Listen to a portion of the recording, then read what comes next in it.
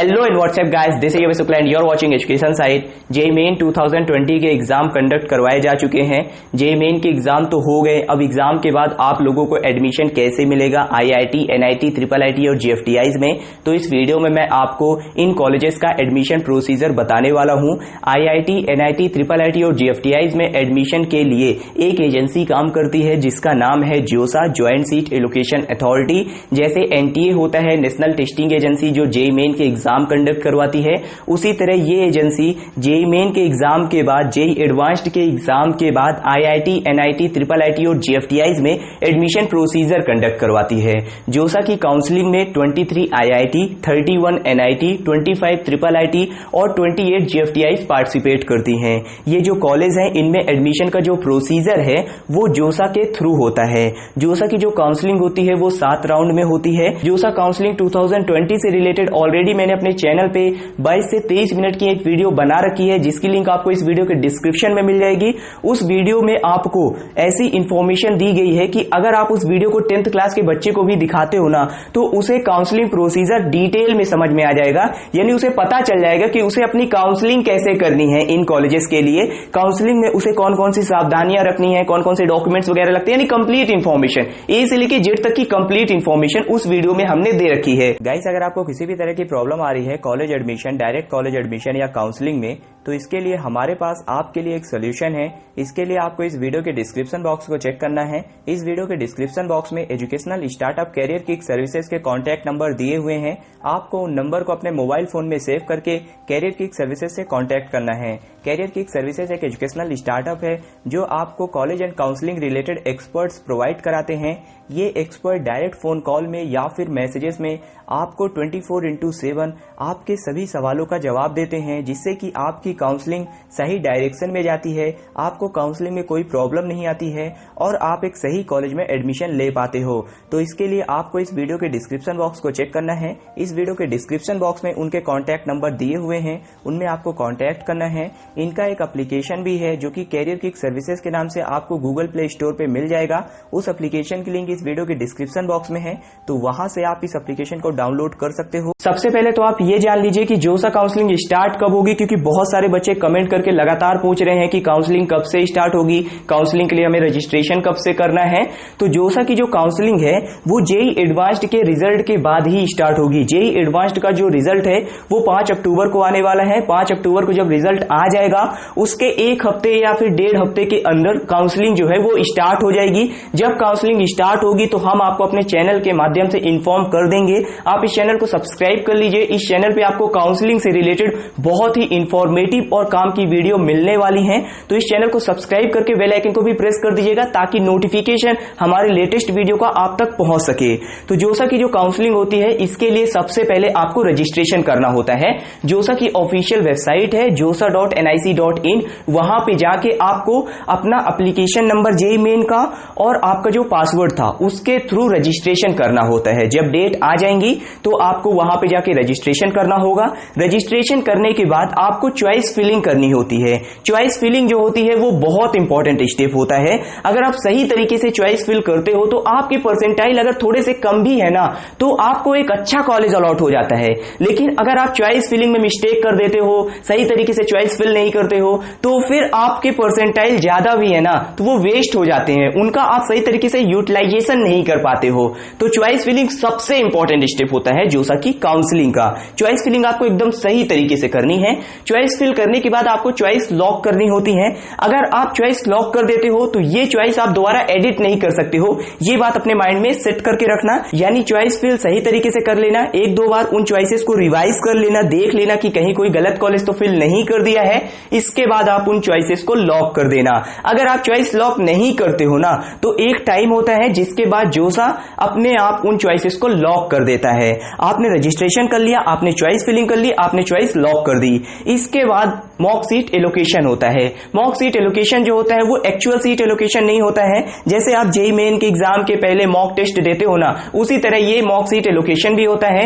इससे आपको ये आइडिया लगता है कि जितने बच्चों ने अभी तक रजिस्ट्रेशन किया है, क्योंकि मॉक सीट एलोकेशन जो होता है वो राउंड 1 की काउंसलिंग के पहले हो जाता है, ठीक है। तो इससे आपको आइडिया लगता है कि जितने बच्चों ने अभी तक जोसा के लिए रजिस्ट्रेशन किया है उनके हिसाब से आपको कौन सा कॉलेज अलॉट हो रहा है या नहीं हो रहा है। ठीक है, मॉक सीट एलोकेशन जो होता है वो रजिस्ट्रेशन के टाइम पे ही हो जाता है। ठीक है, रजिस्ट्रेशन के टाइम पे ही मॉक सीट एलोकेशन राउंड 1 और मॉक सीट एलोकेशन राउंड 2 होता है।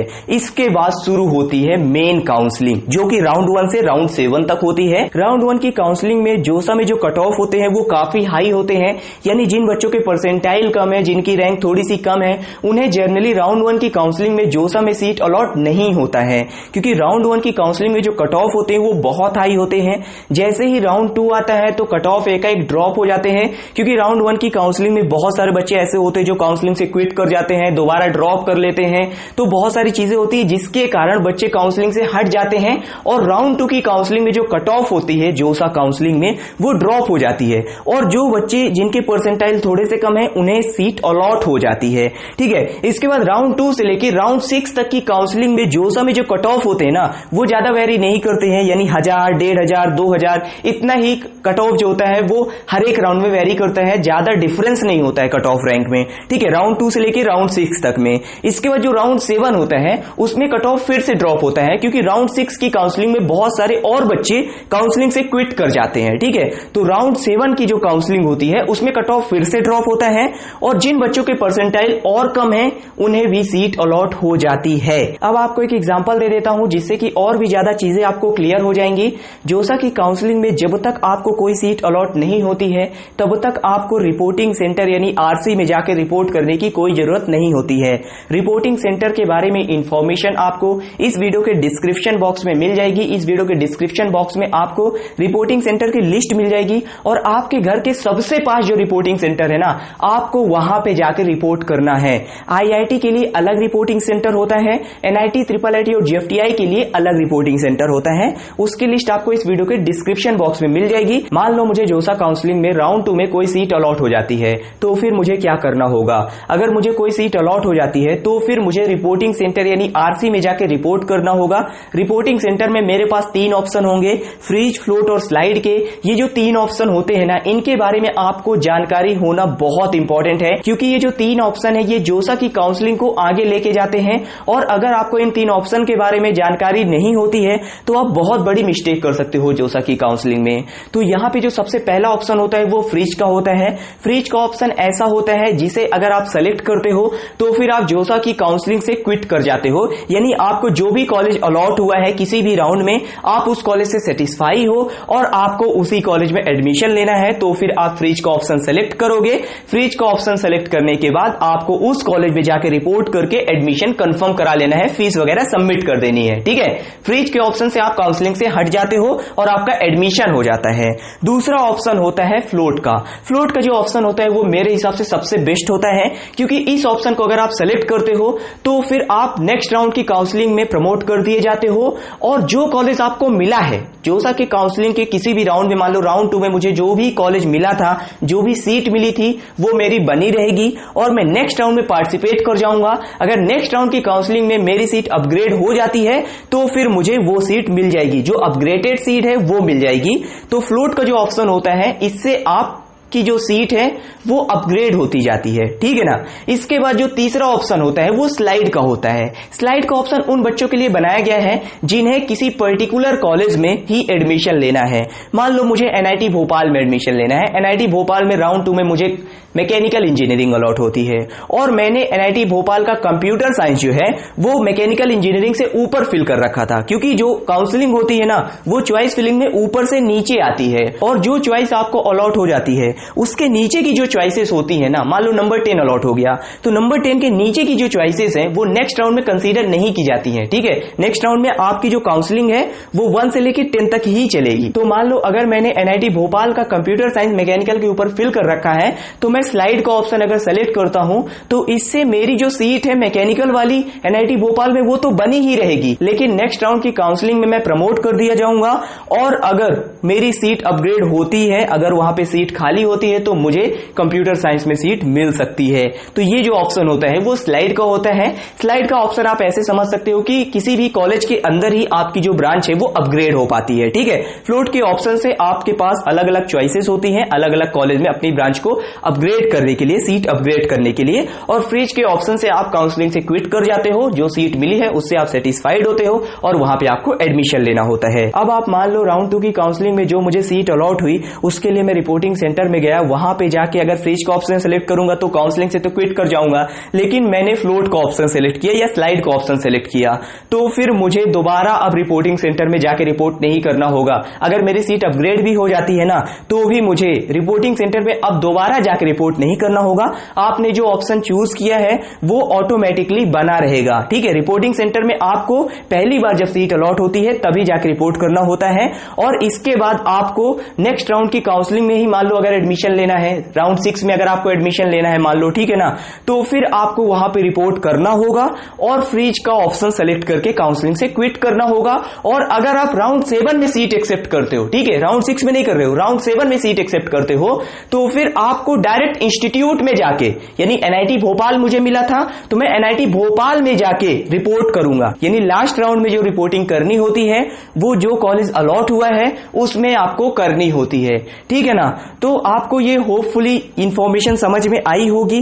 जोसा की काउंसलिंग जो होती है उसमें चॉइस फिलिंग और फ्रीज, फ्लोट और स्लाइड के ऑप्शन बहुत इंपॉर्टेंट होते हैं। इन पे आपको बेसिकली अच्छी तरीके से फोकस करना है।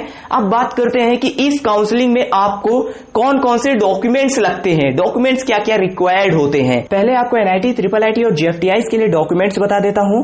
तो आपके पास 10th एंड 12th की मार्कशीट होनी चाहिए। आपको 10th एंड 12th की मार्कशीट ओरिजिनल भी लेके जानी है और इनकी 3 से 4 फोटोकॉपी भी करा के ले जाना है।